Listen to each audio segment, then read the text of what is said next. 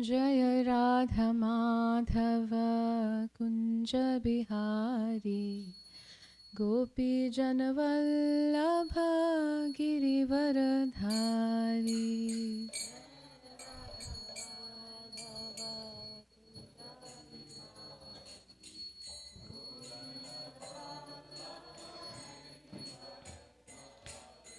Jaya Radha Madhava Kunja Bihari Gopi Janavallabha Girivaradhari.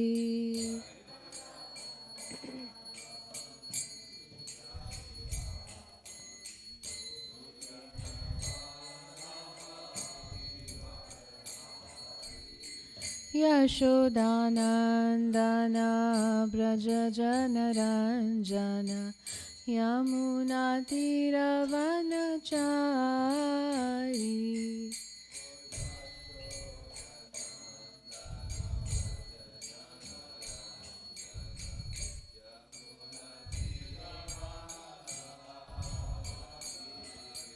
Yashodanandana Braja Janaranjana Yamuna Tiravanachari.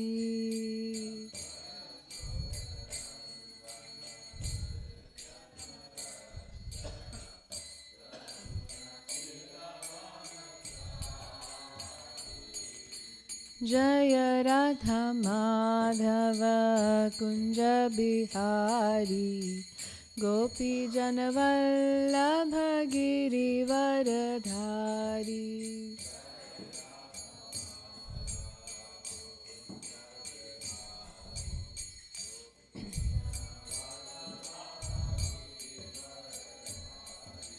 Hare Krishna, Krishna Krishna, Hare Hare, Hare Ram, Ram Ram, Hare Hare.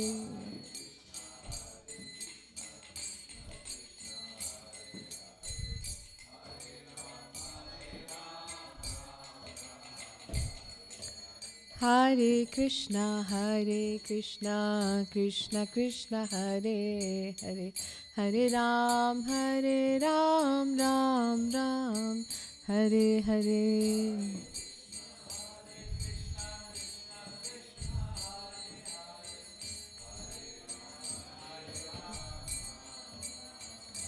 Jaya Radha Kalachandji, Radha Kalachandji, Radhe.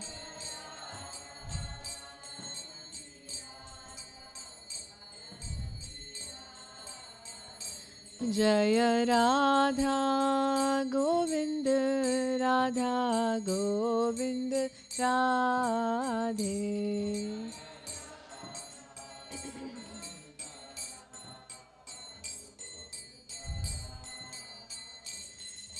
Jaya Jagannath, Jaya Jagannath, Jai Baladeva, Jai Subhadra.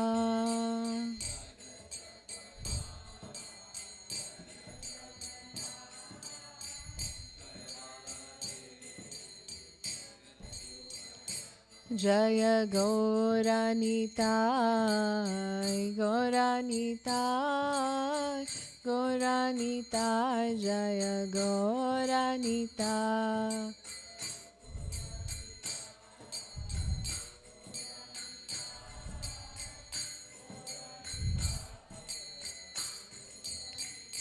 Jaya Jaya Prabhupada, Prabhupada, Prabhupada, Jaya Jaya Prabhupada.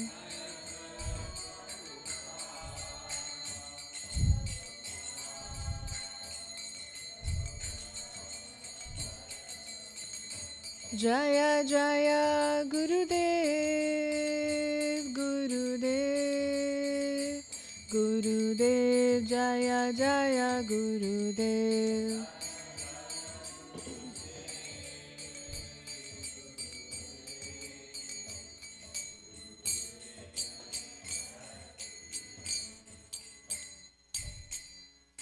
Nitai Gaur Premanandi, Hari Hari Bo.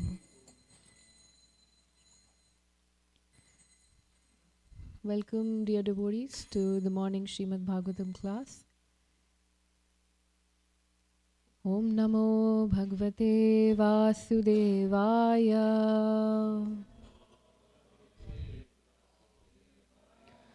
Om Namo Bhagavate Vasudevaya.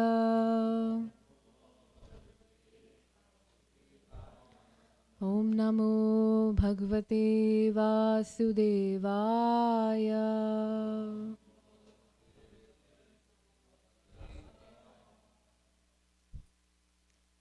Now let's read this together. Narayanam namaskrityam naram chaiva narottamam devim saraswatim vyasam tato jayamudirayet. Nashtaprayeshu abhadreshu nityam bhagavat sevaya bhagavati uttama shloke bhaktir bhavati nashtaki. Grantraj Srimad Bhagavatam ki jai. So today we will be starting from chapter 8 in Canto 10, which is titled Lord Krishna shows the universal form within his mouth. So today we'll be covering from text 1 through 10, and the text focus verse is also the last one, 10th verse. Yes, we can start with the translations, please. Shukadev Goswami said, O Maharaj Parikshit, the priest of the Yadu dynasty, namely Garga Muni, who was highly elevated in austerity and penance, was then inspired by Vasudev to go see Nanda Maharaj at his home. When Nanda Maharaj saw Garga Muni present at his home, Nanda was so pleased that he stood up to receive him with folded hands. Although seeing Garga Muni with his eyes, Nanda Maharaj could appreciate that Garga Muni was Adhokshaja. That is, he was not an ordinary person seen by material senses. Just yesterday we were talking about Adhokshaja, so today we'll understand about that also. When Garga Muni had been properly received as a guest and was comfortably seated, Nanda Maharaj submitted with gentle and submissive words. Dear sir, because you are a devotee, you are full in everything. Yet my duty is to serve you. Kindly order me. What can I do for you? O Lord, my great devotee, persons like you move from one place to another, not for their own interests, but for the sake of poor-hearted grihastas, householders. Otherwise, they have no interest in going from one place to another. We'll also read the purport for text 4, please. This is a very nice text.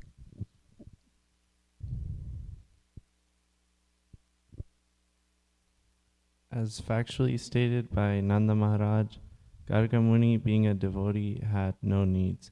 Similarly, when Krishna comes, he has no needs, for he is Purna Atma Rama. Nonetheless, he descends to this material world to protect the devotees and vanquish miscreants. Paritranaya sadhuna vinashaya cha dushkrita. This is the mission of the Supreme Personality of Godhead, and devotees also have the same mission. One who executes this mission of para upakara, performing welfare activities for people in general, is recognized by Krishna, the Supreme Personality of Godhead, as being very, very dear to him. Nacha tasman manushyesu kaschin me priya krittamaha. Similarly, Chaitanya Mahaprabhu has advised this para upakara, and he has especially advised the inhabitants of India. Bharat bhumi te haila manushya janma yara janma sartha kari kara parupakara. One who has taken his birth as a human being in the land of India, Bharatavarsha, should make his life successful and work for the benefit of all other people. On the whole, the duty of a pure Vaishnava devotee is to act for the welfare of others.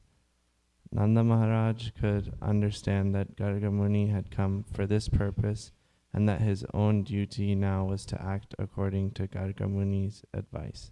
Thus he said, "Please tell me what is my duty." This should be the attitude of everyone, especially the householder. The Varnashrama society is organized into 8 divisions: Brahmana, Kshatriya, Vaishya, Sudra, Brahmacharya, Grihastha, Vanaprastha, and Sannyasa. Nanda Maharaj represented himself as Grihinam, a householder.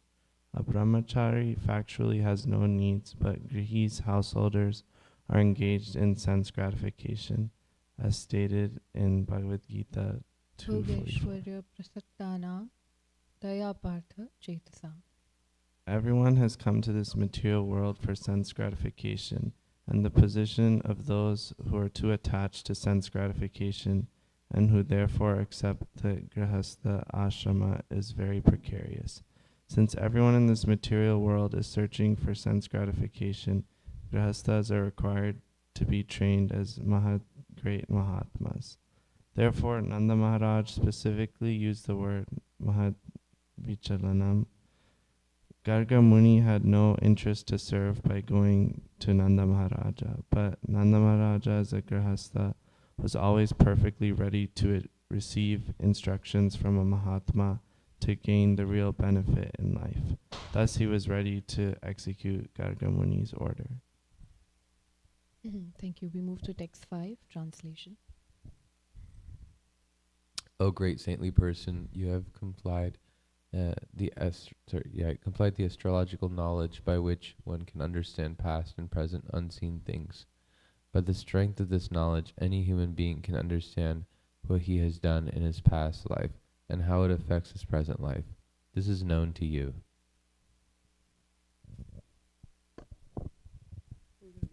Text 6, translation.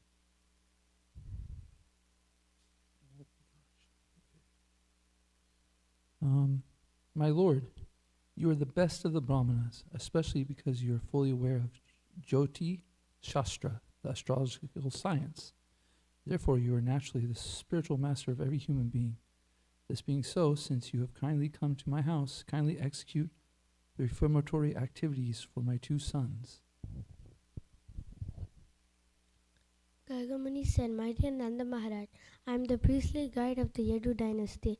This is known everywhere. Therefore, if I perform the purificatory process for your sons, Kamsa will consider them the sons of Devaki." Kamsa is both a great diplomat and a very sinful man.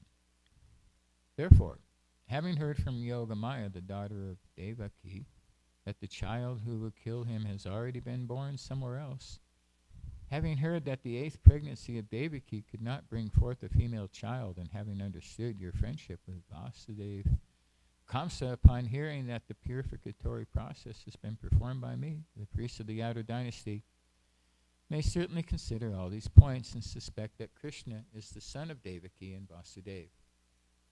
Then he might take steps to kill Krishna. That would be a catastrophe. Text 10. We'll read this verse. Srinanda uvacha alakshito asmin rahasi mamakairapi gauvraje kuru dvijati samskaram स्वस्ति वाचन पूर्वकम श्रीनंद उवाच अलक्षितो अस्मिन् रहसि मामकैरपि गौव्रजे कुरु द्विजाति संस्कारं स्वस्ति वाचन पूर्वकम श्रीनंद उवाच अलक्षितो अस्मिन् रहसि मामकैरपि गौव्रजे Kuru dvijati samskaram swasti vachana purvakam. Please recite. Srinanda uvacha alakshito asmin rahasi mamake rapi gauvraje kuru dvijati samskaram swasti vachana purvakam. Srinanda uvacha alakshito asmin rahasi mamake rapi gauraje kuru dvijati samskaram swasti vachana purvakam.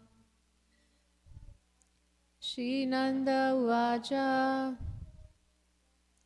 alakshito asmin rahasi mamake rapi gauraje kuru dvijati samskaram swasti vachana purvakam. Srinanda uvacha alakshito asmin rahasi mamake rapi gauraje kuru dvijati samskaram swasti vachana purvakam. Srinanda uvacha alakshito asmin rahasi mamake rapi gauraje kuru dvijati samskaram swasti vachana purvakam. Thank you so much. We'll move to word translation.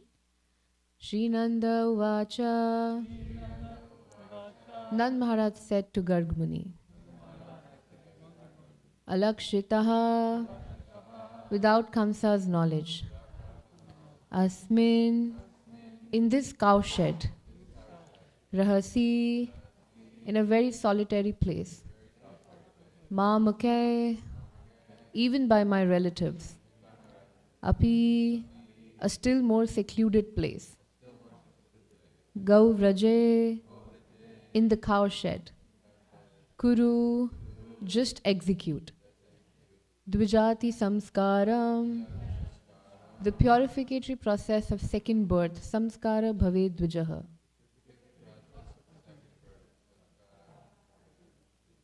Swasti vachana purvakam,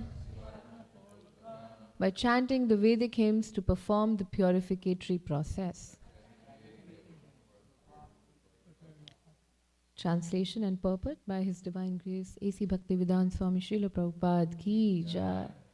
Nand Maharaj said, my dear great sage, if you think that your performing this process of purification will make Kamsa suspicious, then secretly chant the Vedic hymns and perform the purifying process of second birth here in the cowshed of my house without the knowledge of anyone else, even my relatives, for this process of purification is essential.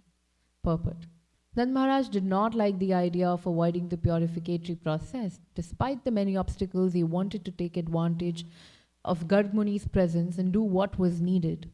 The purificatory process is essential, especially for the Brahmanas, Kshatriyas and Vaishyas. Therefore, since Nand Maharaj presented himself as a Vaishya, this process of purification was essential. Formerly, such institutional activities were compulsory.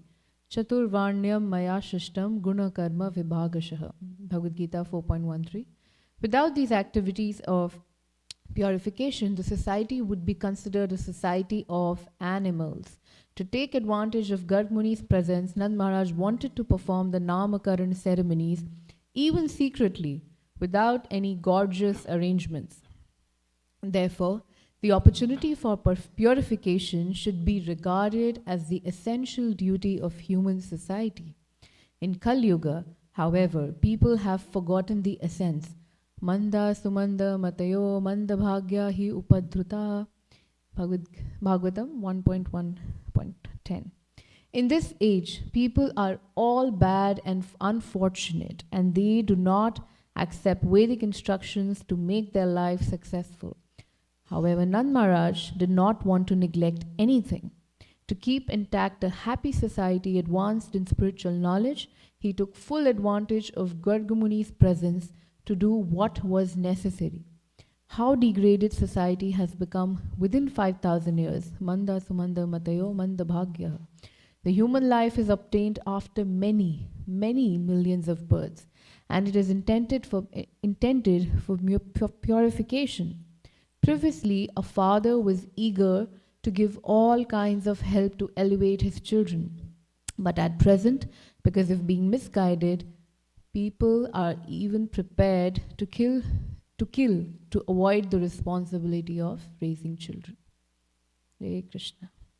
Om Jnanatimirandhasya Jnananjana Shalakaya Chakshurunmilitam Yena Tasmai Shri Guruve Namaha.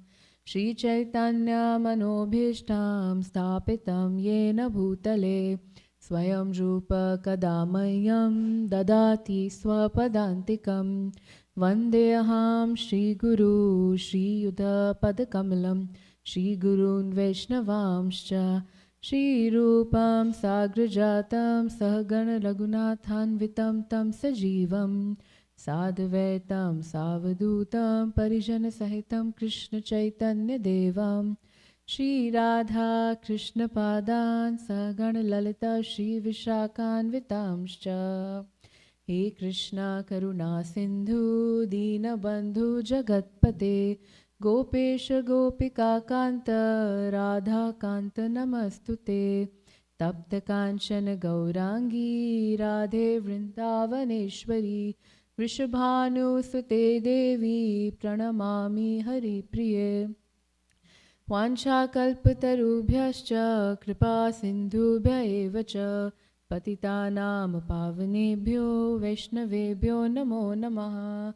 Jai Shri Krishna Chaitanya Prabhu Nityananda Shri Advaita Gatadara Shivasadi Gaura Bhakta Vrinda. Hare Krishna Krishna Krishna Hare Hare Hare Rama Rama Rama Hare Hare.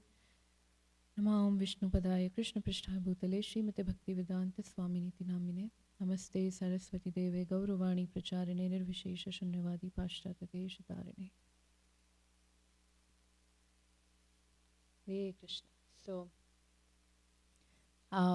we're reading the most sweetest canto in the entire Srimad Bhagavatam. I mean, the entire Srimad Bhagavatam is very sweet, but by the time it comes to 10th canto, we see how it reaches at its peak, because our dear Lord takes birth and we get to hear the amazing pastimes that Krishna performs. So what has happened till now? We've reached chapter 8 in canto 10. And Krishna has taken birth, he's appeared, right? And he has been moved to Gokula, Mahavan, and he has killed many demons so far. Who all has Krishna killed till now? Putana, Trinavrata, Shakatasur. Yes. So today there's no killing, but today we have this wonderful sage, Gargamuni, who is Adhokshaja, who is said to be an Adhokshaja. Now what does Adhokshaja mean? Somebody who cannot be perceived through material senses.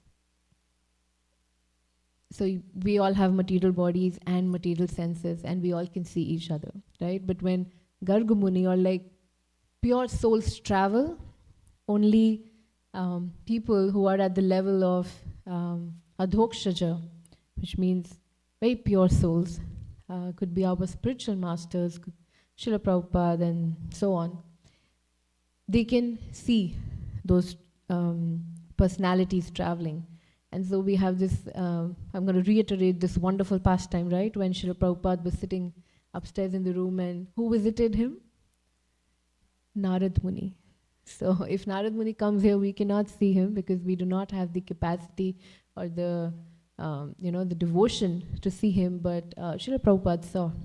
So similarly, Garg Muni has arrived, and he's actually sent by Vasudev, because Garg Muni is the priest of Kshatriyas. It is mentioned, we just read, and even in the purports, that Garg Muni is the priest of Kshatriyas, he's the priest of Yadu dynasty. So we see how Narad Muni receives Garg Muni. Now here, both personalities are wonderful, right? Because one is Adokshaja, one who cannot be perceived through material senses, but also Nand Maharaj is glorified automatically because he's the one who could see Garg Muni. Thank you for the wonderful visuals. So he could see the presence of a wonderful soul, and that shows that Nand Maharaj, even if he was a grihastha, he was a Vaishya, he still was a wonderful devotee. He was a Mahatma. And he also teaches us by how he's greeting Garg Muni, how a grihastha should be.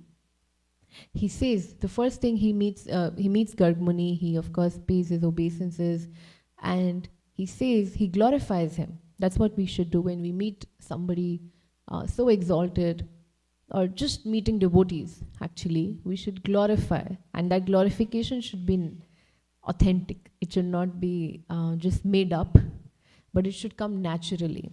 That we glorify how they are.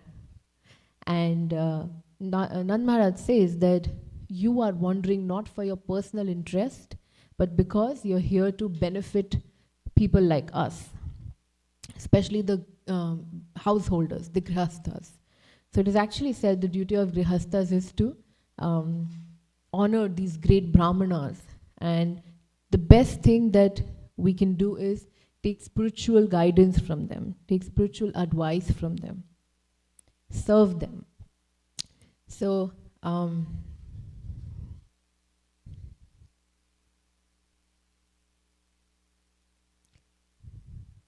so here Garg Muni is so Nand Maharaj has this desire that he wants to hear for him what is beneficial, like a grihastha should ask and seek for guidance. And but it is also mentioned, we read in the purport, that he elaborates, Nand Maharaj elaborates while he's glorifying Garg Muni, that a devotee like you, a wonderful personality like you, doesn't really need anything. And that's a very important point for us, that when a devotee, a real devotee, is not looking for anything outside, which means he's not looking for personal benefits or something that would complete him or satisfy him, because the devotee is naturally satisfied. Just like Krishna. Krishna is Atmaram, right? Which means that he is always satisfied. He's self-satisfied. He does not need to go out to seek for satisfaction.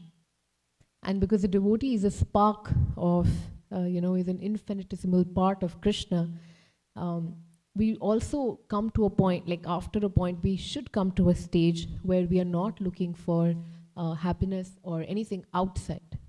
We are satisfied because of our relationship with the Lord. The devotion we have for the Lord, that should be our ultimate satisfaction. The love that we experience, especially, and it takes a while to get to that stage, because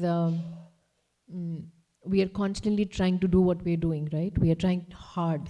We are trying to make our sadhana better, our spiritual practice better and better, day by day. We are trying to serve some devotional service we have, It could be anything, singing for the Lord, cooking, dressing, reading, hearing, so many things. But the most important thing, if we really want to be satisfied as a devotee, how can we reach to that stage is like we don't have to have very complicated processes. It could be just what you're doing right now, just with sincerity and simplicity. And the mood is very important. How the mood with which we are living in Krishna consciousness. Am I doing my service to gain popularity or to gain praises? Or am I doing what I'm doing for the pleasure of Krishna? Of course, it doesn't start with such a high stage that I'm here for Krishna, but it initially starts with the quest for peace and love, right? We all are so troubled, and we had so many questions that really helped us come into Krishna consciousness. And eventually that keeps purifying us, in the sense the process of devotion, it purifies us, that we reach to an understanding that what I want to do or what I am doing is for the ultimate pleasure of the Lord. And when Krishna is pleased, he's called Rishikesha, right? The master of the senses. So if you please Krishna, automatically we'll be satisfied. Just like we water the roots of the tree, all the leaves become nourished. Similarly, when we are in devotional activities, when we are doing as simple as all of you who come here every day, hear Srimad Bhagavatam, read the pastimes of the Lord, sing for the Lord, or go back home, cook for the Lord, chant for the Lord. And it's very important to remember that all of this is for the Lord, right? For the pleasure of the Lord.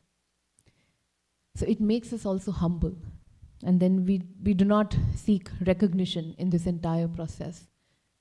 So, of course, we are at different levels. Sometimes we perform service in mode of ignorance. Sometimes it could be in mode of passion, where that jealousy comes that, okay, this devotee did better than me, but now I want to prove that, I can also do nice service. So, but when we are constantly hearing Srimad Bhagavatam, it takes away all the anarthas. So while Krishna is actually killing all these demons, he's also killing our anarthas. He's also destroying our propensity to commit sins. That's very deep actually, because imagine you're coming here, or any people hearing online, we are hearing Srimad Bhagavatam, and we're hearing about a little boy killing Putana, killing the demons, stealing butter, being tied by his mother with love. What is it doing to us? Why are we enjoying it so much? I mean, we are enjoying it, right? Are we enjoying the pastimes of Krishna? Yes? Okay. At least few people are nodding. We are all enjoying, I'm sure, right? Because it's so relishable. And that enjoyment is doing so much within our heart. We don't even realize. What all is it doing? What is it doing, if anybody would like to say? What is the constant hearing of the pastimes of Krishna? What is it doing to our minds and hearts? Absorption in the pastime. Absorption of remembering Krishna. Yes? Softening the heart. That's so important. I'll come to that. The softening the heart. So many pastimes we hear and we start getting emotional, right? We start feeling that, oh my God, how can Krishna, the Supreme Lord, be so loving towards his devotees, right? And our heart becomes very soft. Yes, somebody said one more thing. Cleansing of the heart. Yes. We don't have to, usually when we have to clean something, we have to spend hours rubbing it and, clean it. But the Cheto Darpana margin, like the inside cleansing of the heart, it can just happen by hearing the pastimes. And this dirt that we are trying to cleanse within is not just accumulating for a few days or this life, but for many millions and millions of births. So imagine how much cleansing would be required.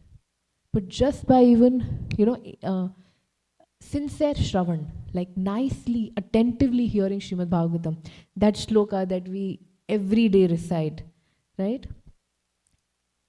Nashtaprayeshu bhadreshu nityam bhagavata sevaya. So what does it mean? By regular attendance in classes on the Bhagavatam and service to the pure devotee, almost all that is troublesome to the heart is destroyed. Krishna has made it so simple. He's given us ears. He's like, just use them in the right way. Just hear about his pastimes. Just hear about his glories, name, fame, everything. And just anything that's bothering you, it'll go away. As simple as that. Because we all have fears and anxiety, especially in this current age, right? So, and most importantly, what it does is, it develops love inside our heart.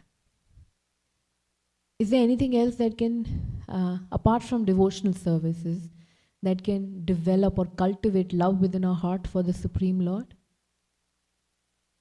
No. I mean, Bhakti Yoga is the only process that can cultivate love, because we instantly realize our relationship with Krishna. And that relationship makes us so connected to the Lord, and we can serve Him in any way, as simple as being absorbed in His pastimes. Right? So it can be even mentally, physically, any way. So now Nand Maharaj is he wants to really take the benefit of such a wonderful personality that has come to him, Gargacharya, that he first glorifies him, and then he requests him for the astrological readings, as a Jyotish Shastri, as we say. He wants to know the astrological readings for Krishna and Balram. Now, the first thing that can come to, it came to my mind was that, why do we need astrological readings? Why is it mentioned in Srimad Bhagavatam? Because for devotees, we often hear that we shouldn't be really worried about our future. It's all in Krishna's hands. But the mood of Nand Maharaj is that so different from what the mood is currently in Kali Yuga, where we want to know astrological charts to know how much successful we will be materially, how much more money I will have, how many children I will have, and will my children do good materially. That's the only intention, right? But Nand Maharaj's intention is that, first of all, this wonderful personality has come, and he's not just astrologically so knowledgeable, but also spiritually he's very wealthy. Then he has a lot of spiritual knowledge, and that is what I want to seek for my kids, because as a father, he is not seeing Krishna as the Supreme Lord, right? We know Krishna as the Supreme Lord, but Nand Maharaj and Yashoda Maya, they are seeing Krishna and Balaram as their children. And because it's their duty of the parents to protect their child, that is why Nand Maharaj is seeking spiritually, in the spiritual sense, he wants to seek how reformatory actions can be made, how he can help his kids, his children, to succeed spiritually, if there's anything he can do. So that's the reason that he is asking for astrological readings of Krishna and Balram, and also the Namkaran ceremony. He wants to name now. Until now, we don't know the names of these two naughty kids. I mean, we do, but we still don't know. So now they will also do, Gargacharya will also name them. And that's in the future classes. It will be so amazing what Gargacharya reveals about these two personalities. But what Gargacharya, Gargamuni says actually is that we should not do a fancy, gorgeous, elaborate ceremony for both the children. And what is the reason? He gives many reasons. Because I am the priest of Kshatriya. I am the priest of Vasudev actually. Vasudev sent Gargamuni. And I live in Mathura. And I'm so well known because anywhere I go, if I perform this ceremony, Kamsa will immediately know. I mean, first of all, this will spread. Oh, Krishna the Gargamuni had done the ceremony for Krishna and Balram. So it'll spread, the word will spread to Mathura. And Kansa is just so heinous, he's so cruel, he's already killed so many babies of Devaki, and he knows that the 8th child is somewhere else, because the 8th child who actually slipped from his hand while he was killing, who appeared? Durga. And she said that the 8th child is not here. He's somewhere else, and he will definitely kill you. And so now Kansa cannot sleep at nights. He's sending all his force, he's sending all the demons day and night to kill the babies. And so Gargamuni said that if I perform ceremony, first of all, he's a Vaishya, Nand Maharaj is a Vaishya, but I am a priest of Kshatriyas. First point, why am I here then? And I stay in Mathura. I am priest of Yadu dynasty. Now, if I do this ceremony, I've performed this ceremony, it's going to get attention from Kamsa and his ministers. And it will be not good for your child. It will not be good for me, for you, Nand Baba, and for the children. Because Kansa is just waiting to kill. So, indirectly, if you see, what has Gargamuni done? He has indicated Nand Maharaj that this is Vasudev's child. And also one more thing. Vasudev and Nand Maharaj are very close. They're friends, and also they are half-brothers. I don't remember the king's name, but there was a king, and then he had 2 wives. One of them, they got, daughters, and one of them got married to a Vaishya, the other one got married to Kshatriya, and then their progenies continued, and then we had Nand Maharaj in a Vaishya family and Vasudev in the Kshatriya family. So both of them are also related. So he said that another reason that he would know that because you and Vasudeva are so close, then the child would be here if I perform any ceremony. So you see all these wonderfully, he has, Gargacharya, he has put out the reason that this is the reason I should not be doing an elaborate ceremony. But Nand Maharaj, he honors that, he accepts it, but he also does not want to miss the opportunity to perform this purificatory process. As Srila Prabhupada said in the purport, that nowadays people are forgetting all these processes of purification, Namkaran, and let's say Garbdhan Samskara, and a lot of samskaras that are there. It's there for the welfare of human society, and it should not be missed. We should do these samskaras, because otherwise we are just in a society of animals. They have children, their children just also eat, mate, and defend, and to do everything as what humans do. But as in a human society where we finally got this human birth, human life, there are certain things that we should do. And that is why Nand Maharaj, he knew that, and he didn't want to miss the ceremony. And you know what he said? He said, we will do this ceremony very intimately. Even I will not invite my friends, I will not invite my relatives. And guess what? I heard this somewhere. Even Yashoda Maya and Mother Rohini were not there. Because he said mothers will talk. They will tell their friends, Gargamuni came and they did this ceremony. I don't even want to take that chance for my child. So in this ceremony, he said, you will not tell anyone, Gargamuni. Me, Nand Maharaj, will not tell anyone, and of course Krishna and Balram are not going to tell anybody, they are small kids. So this will be a very intimate ceremony in the cow shed. It's also auspicious around the cows. The cows are not going to tell anyone. But so this is how Nand Maharaj said that we should not miss performing this ceremony. And then it goes further that the Namkaran ceremony is done. So I'll pause here. If there is anything I missed, there were a lot of points actually in the purport. So if anybody would like to add something or ask something, please go ahead.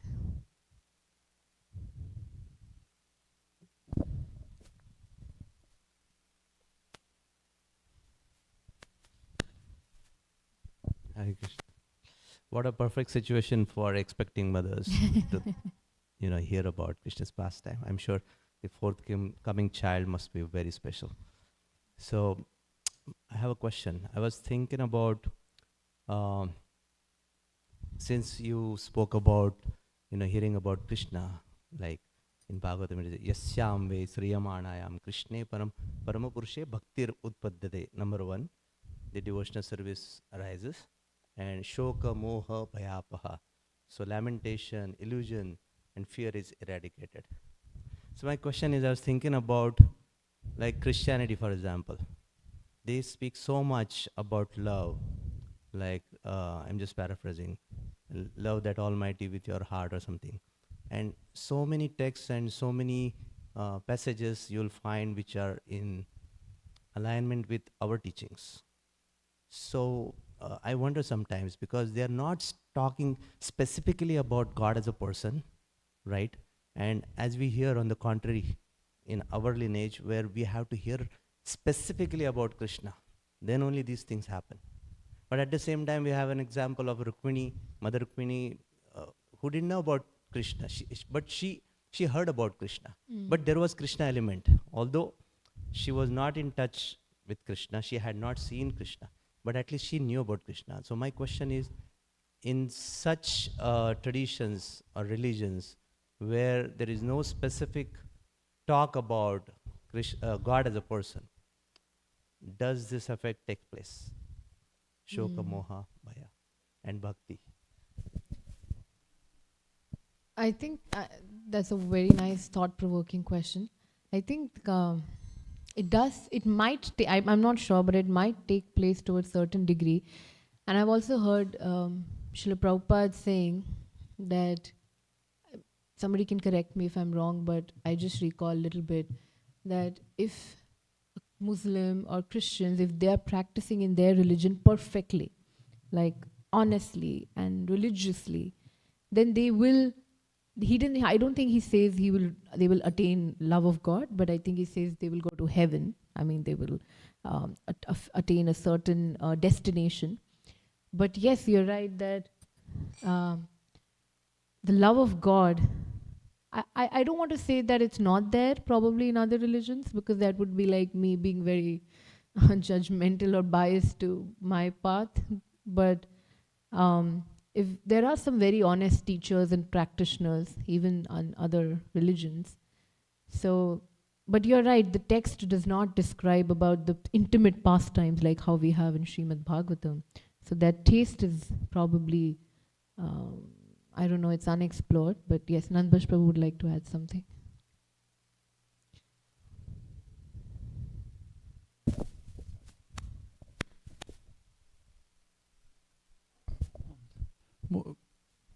One could consider that more important than hearing the pastimes of Krishna is to hear about the pure devotee. And we have an example in Srimad Bhagavatam. We have 9 cantos that talk about the pure devotees and the devotees that are working to become devotees. And it purifies us to a point where we can hear about Krishna's pastimes properly. So in these other religions, they have the pastimes of Jesus Christ, that if we hear and understand and hear from Jesus Christ and his teachings, we come up to the platform of being able to hear and understand Krishna properly. Srila Prabhupada has put so much emphasis on people who are just jump to the 10th canto and want to hear about Krishna. So you can see that in Srila Prabhupada's teaching, he's telling us about how important it is to hear from the pure devotee, to understand the pure devotee, and see from the pure devotee's eyes, and then we can really see the 10th canto. So I believe that that's what some of these religions are going through, is that purification process, that we can all hear Krishna's pastimes properly. That's a very nice point. Thank you, Prabhu. Can we pass the mic behind? Yeah, just want to add this here, because the question that Prabhuji raised about the Bible. So I heard this. There was a Professor C. Little in Kolkata where Bhaktisiddhanta Maharaj was going to the college, and Bhaktisiddhanta Maharaj would sit there and wouldn't get impressed. So this professor asked that you are all the time sitting here, but you don't seem to be so much impressed by the Bible. So Bhaktisiddhanta Maharaj said, it's very nice, You're very nicely speaking from Bible, and it's very nice. You are actually explaining the meanings and everything. But the thing is that it matches with our karma kandya section. Give me this bread, fulfill my desires, oh Father, like this. But I am actually looking for the pure love, which I am not finding in the Bible. That's why I don't get so much impressed. Can you pass the mic at the back? Prabhupada Priyamataji wants to add.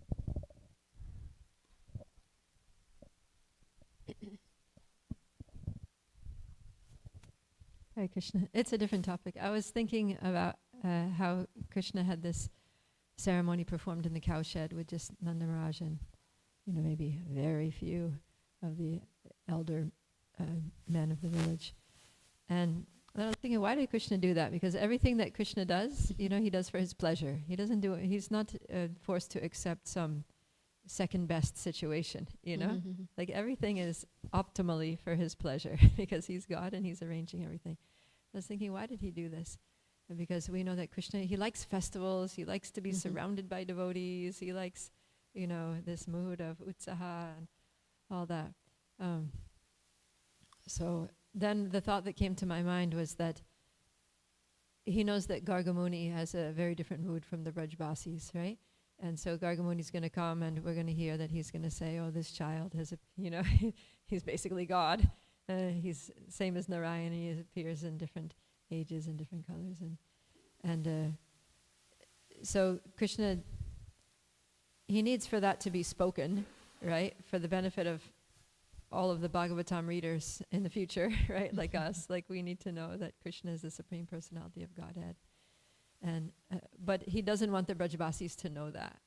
And so he keeps it a little clandestine, right? He keeps it secret.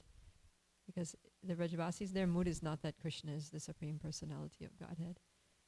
Their mood is that Krishna is just my son, my friend, my lover, and Yeah, because sweetheart. Gargamuni reveals, right, that this child has taken birth in different yugas and he's Supreme Personality of Godhead. So, yeah, he doesn't want the Brajbasis to know that.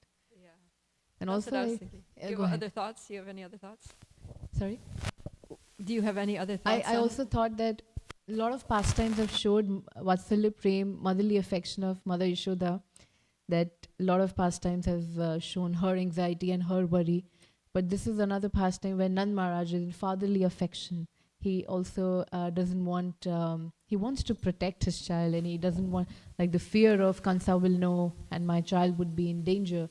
So I will perform the ceremony, but I will do it intimately. So now his Vatsalya Prem is being glorified here, is what I feel. It's also that mood of the father that, to be responsible, to make sure, my child gets an education. He does these, important rites of passage and samskaras and things.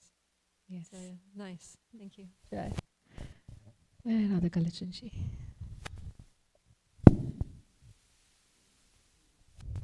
Any other question? Or I think Prayushi Mataji. Yeah.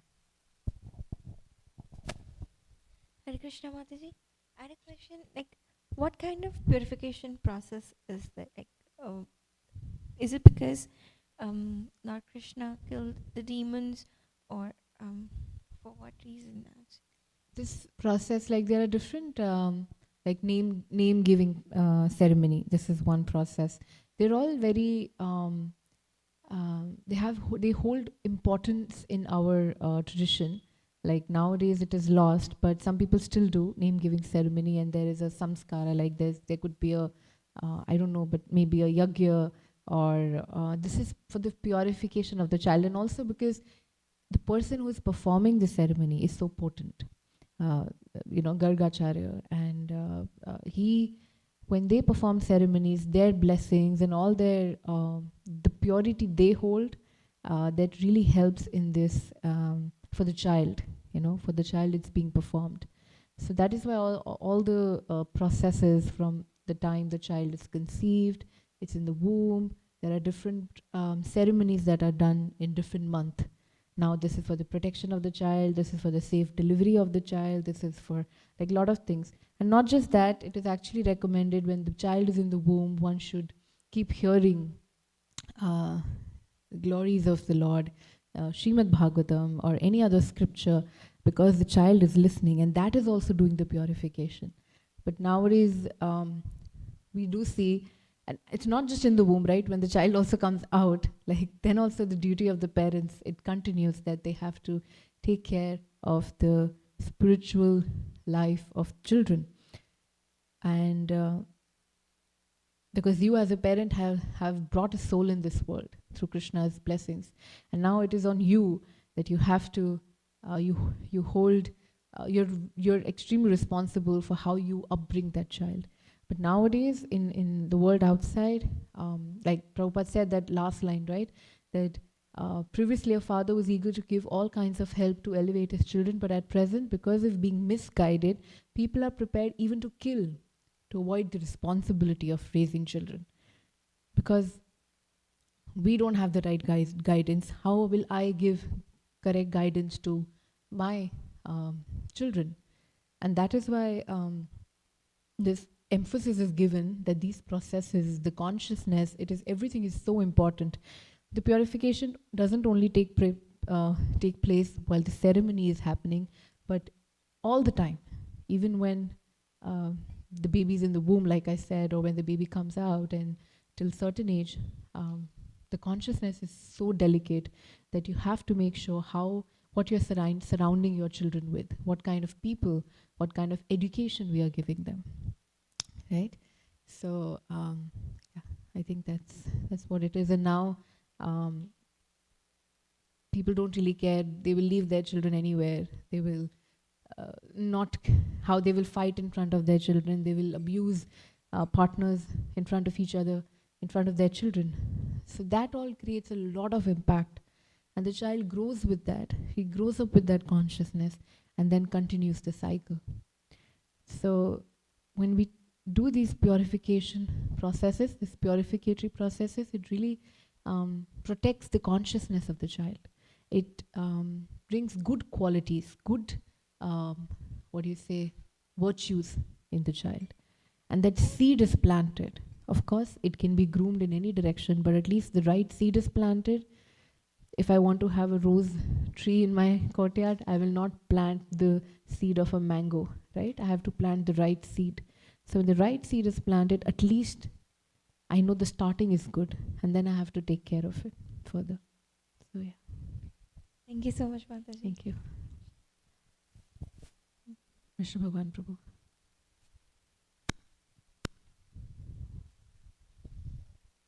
Speaking of Jesus Christ, the fact that the purifying process of second birth happened in the cowshed, that would mean that Krishna was born in the manger. It was born in the manger. Manger is another word for goshal or barn. Yeah. Coincidence. But what I was wanting to ask about was astrology, because we used to have an astrologer here in the community, and all the devotees would always go to him and get their charts done. You know, chart out their life, see what's happened and what's going to happen next. And when Srila Prabhupada would travel, he would also consult astrologers, but a lot of times he wouldn't pay any attention to them. So Bhaktisiddhanta Saraswati was a great astrologer, but I heard that he kind of got away from it after a while into other things. So how important is the astrology for devotees? It's like sometimes Prabhupada said, if you clap your hands, then changes all the lines. With what mood we are asking astrology? Is it, like I said, material desires and all of that? Then, first of all, astrology as a field is absolutely accurate. It can change. It also says, the practitioners say that it can change. Accurate, what I mean is that it is a true science. But nowadays it is getting all contaminated because of the practitioners. But for devotees, if we are using astrology for a specific spiritual reason, then it's fine. But usually, I think one comes to a point where eventually they feel that, okay, I'm going to do my best. I'm going to put my energy in the right thing, in the right direction, and let Krishna do the rest. That's the mood. But I think a lot of devotees do emphasize that, okay, we are using astrology to know, okay, what is my strength? What is my spiritual strength, or what path should I be following? But the ultimate goal doesn't change. Ultimate goal is that I want to serve Krishna. I want to keep serving Krishna. So if it is probably helping you or your children in a certain direction so that they can serve Krishna better, then astrology is a means, can be a means to do that. But it's not that we let it affect us so much that we get consumed by the fear, okay, my astrological chart says that I'm gonna die at the age of 50, so I'm just constantly worried about that. No, that should not be the case. We do know that some things are predestined, but the free will and Krishna's mercy is always there, so things can change. Would you like to add something?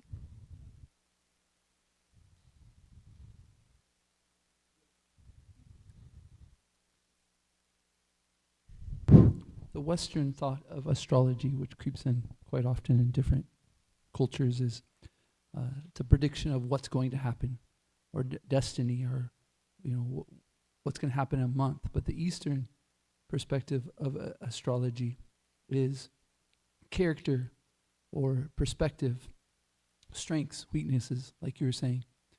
And so it can be very beneficial for somebody who wants to know, how do I approach my position or my service for Krishna? Where am I going to find difficulties, and where am I going to find things that are easy?